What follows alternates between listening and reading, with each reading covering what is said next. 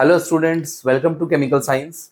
और बच्चों, आज की क्लास में हम लोग डिस्कस करने वाले हैं क्या, half life time of a first order reaction. ठीक है, तो स्टार्ट करते हैं। सभी लोग हेड निकालेंगे क्या, हाफ लाइफ टाइम।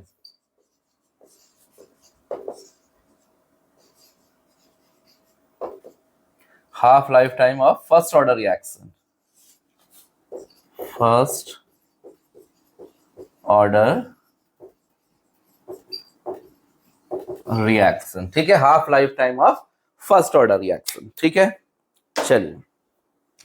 तो पता है आपको हाफ लाइफ टाइम क्या होता है? मैं आपको पहले जीरो ऑर्डर रिएक्शन के टाइम पे ही बताया था। क्या वो टाइम पीरियड जब किसी रिएक्टेंट का क्या हो जाता है, कंसंट्रेशन जस्ट हाफ हो जाती है उसकी इनिशियल कंसंट्रेशन से, या कह सकते हो कि जो उसकी कंसंट्रेशन है हाफ हो जाती है और हाफ कन्वर्ट हो जाती है कहाँ, प्रोडक्ट में, प्रोडक्ट की कंसंट्रेशन में चली जाती है। इट मीन्स दैट कि रिएक्टेंट क्या हो, आधा कंज्यूम हो जाए। आधा कंज्यूम हो कहाँ चले जाए, प्रोडक्ट में कन्वर्ट हो जाए, तो उसको आप हाफ लाइफ टाइम बोल दोगे, है ना। मेरे हाफ लाइफ टाइम कब होगा, जब मैं अपनी आधी जिंदगी जी लूंगा। आपका हाफ लाइफ टाइम कब होगा, जब आप अपनी आधी लाइफ स्पेंड कर लोगे। तो ऐसे करके रिएक्शन की भी हाफ लाइफ टाइम होता है। जो उसे कंप्लीट होने जितना भी टाइम लगता है उसका क्या होना चाहिए, just half, half life time हो जाएगा। ठीक है, तो डेफिनेशन लिखूं क्या, चलो लिख देता हूं। The time period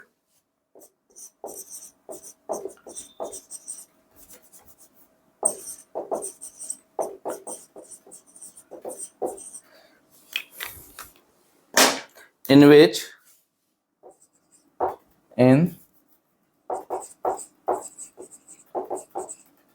in which the concentration of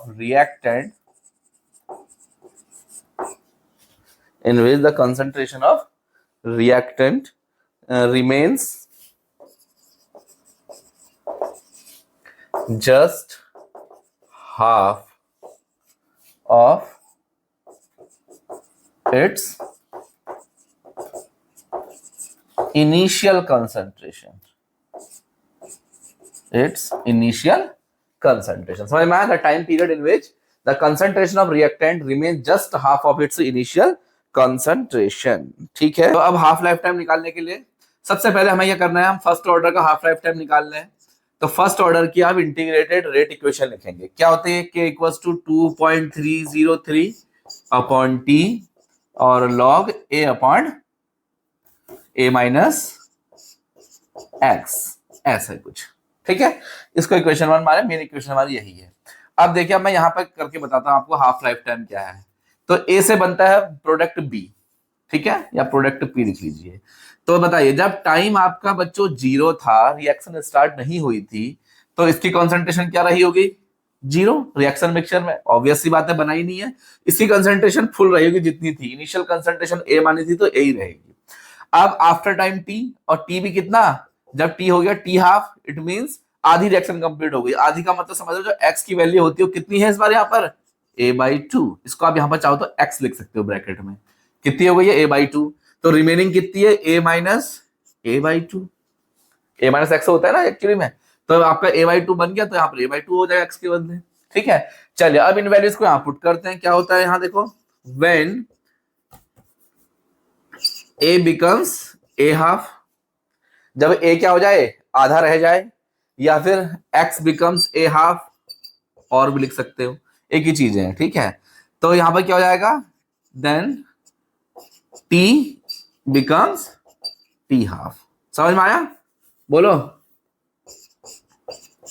तो क्या हो जाएगा बताइए, इसी को आप x बोलते हैं, याद रखना। ठीक है, तो देखिए क्या हो जाएगा, इस इक्वेशन रख देंगे, from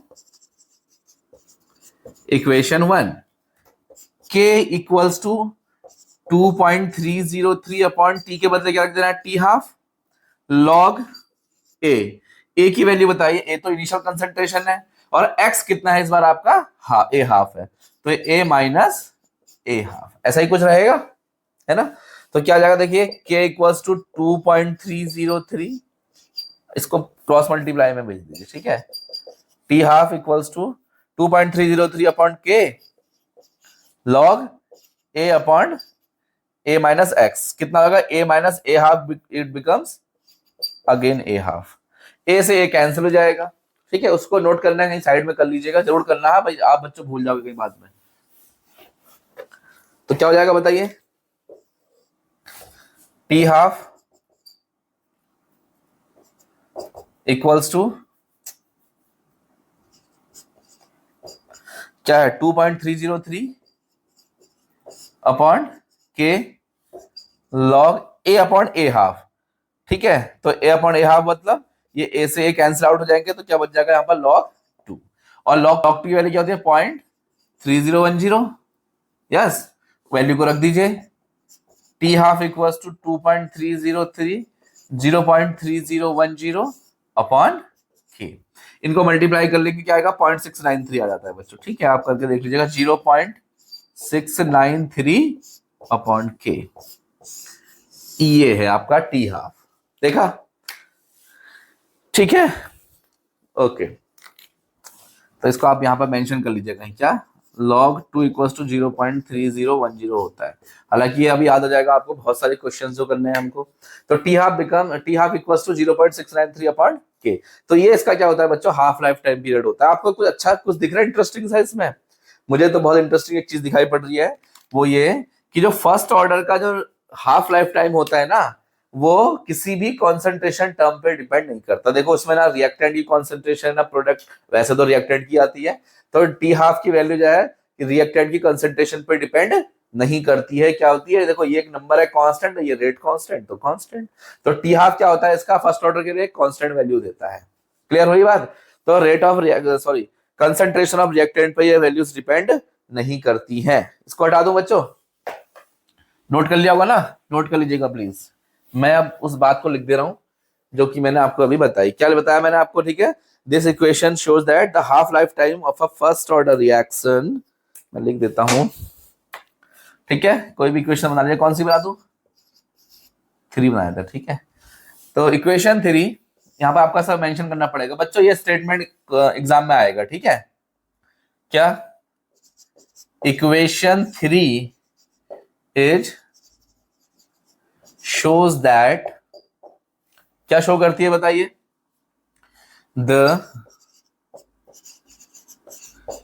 half life time of a first order reaction,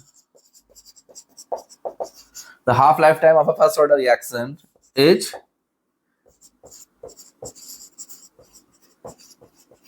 independent of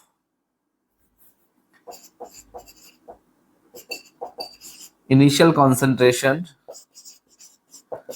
of reactant। समझ में आया, बात नहीं आया? ठीक हो गया, first order reaction independent of initial concentration of reactant. तो आप देख रहे हो ना कि कंसंट्रेशन टर्म पे डिपेंड ही नहीं करती है एक्चुअली में, ठीक है? तो एक कांस्टेंट वैल्यू देता है।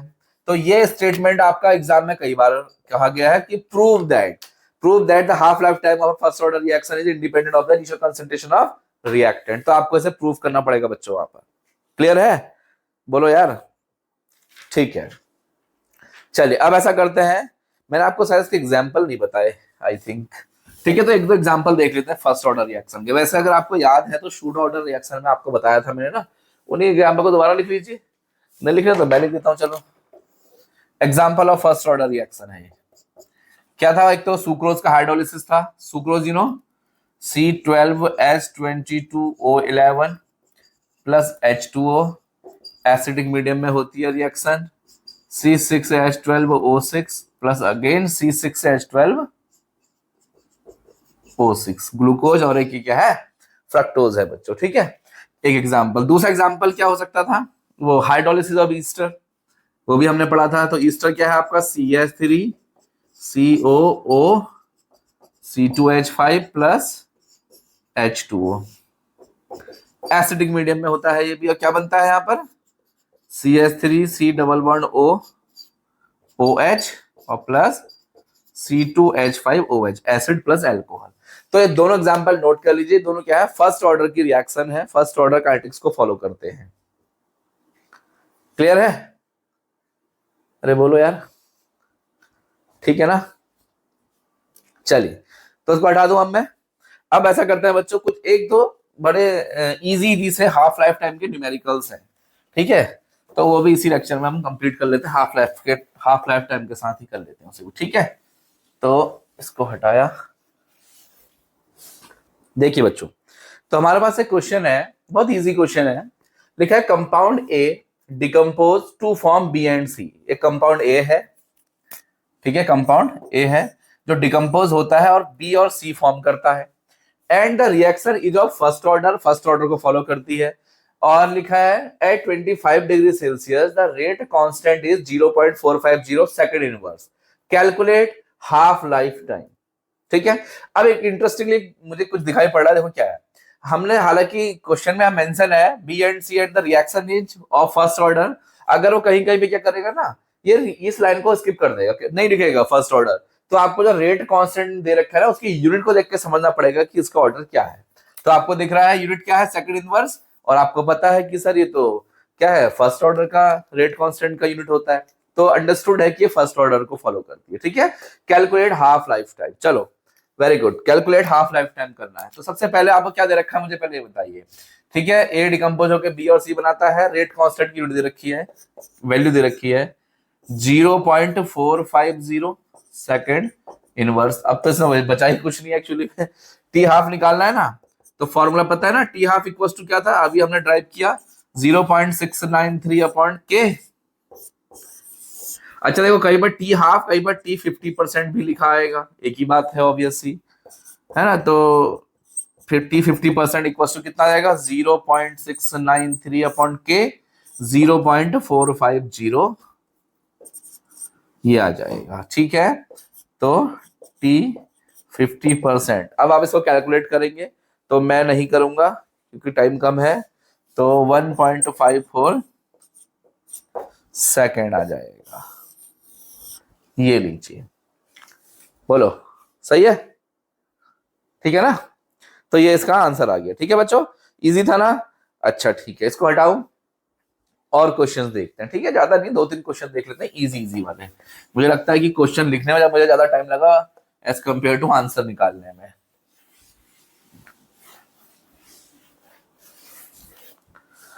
चलिए एक क्वेश्चन और दे रखा है, सॉरी। लिखा है the rate constant of a first order reaction, बिल्कुल सेम ही है।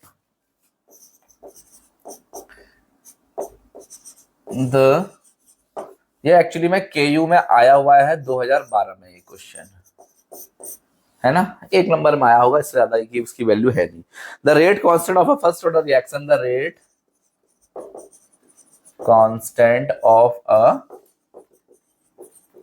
फर्स्ट ऑर्डर रिएक्शन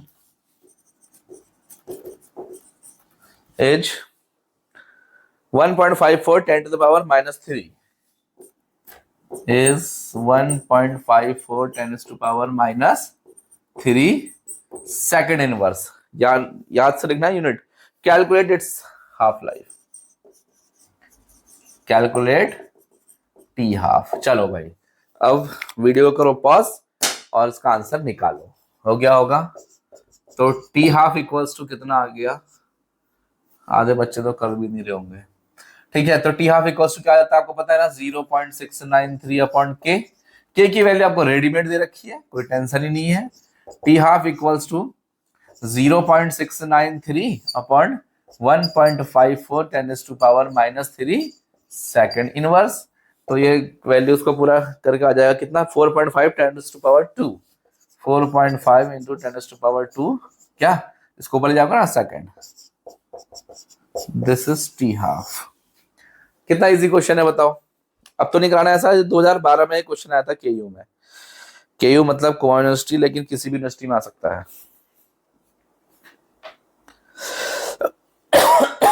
चलिए थोड़ा सा चेंज करते हैं, ठीक है, थोड़ा सा चेंज। एक क्वेश्चन है मेरे पास, half life of a substance in a first order reaction. यहां लिख देता हूं मैं क्वेश्चन, ये भी 2011 में आया है।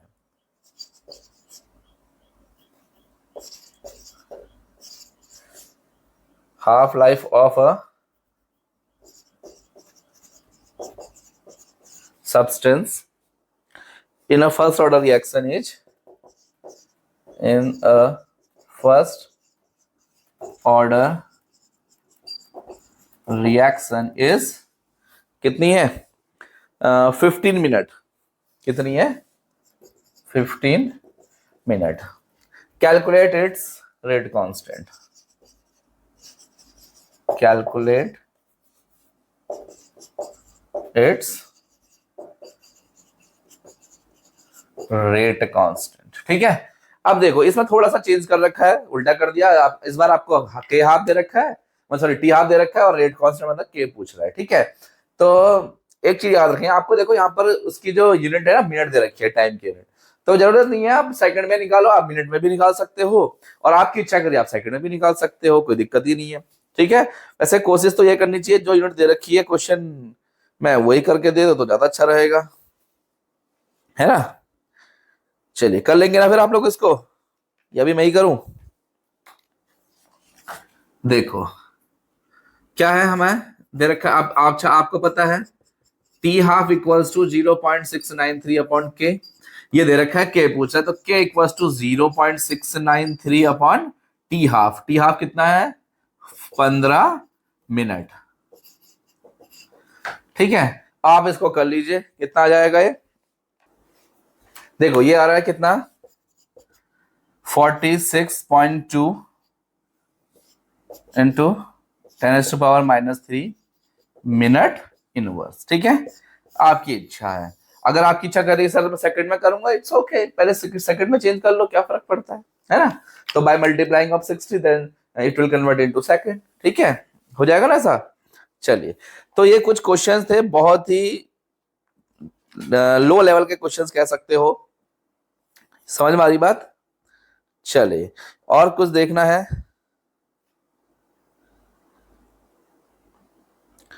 चलिए ठीक है, अब हम बहुत सारे क्वेश्चंस हैं बच्चों हमारे पास। ठीक है, वो थोड़ा अलग कैटेगरी के क्वेश्चंस है, तो उनको हम लोग एक साथ डील करेंगे, या 2-3 लेक्चर लग जाएंगे, क्योंकि देखो याद रखना सबसे इंपॉर्टेंट पार्ट इसमें बच्चों फर्स्ट ऑर्डर रिएक्शन ही है, इसका रेट लॉ। ठीक है, इसी का integrated rate law equation drive करने को आएगा, इसी के ग्राफ्स पूछे जाएंगे, इसी के आपसे हाफ लाइफ टाइम पूछेंगे, न्यूमेरिकल्स पूछेंगे, बहुत कुछ इसमें से आने वाला है बच्चों। ठीक है, तो इस वाले लेक्चर को स्किप मत करिएगा। तो चलिए मिलते हैं नेक्स्ट लेक्चर में कोई और इंपॉर्टेंट क्वेश्चंस के साथ।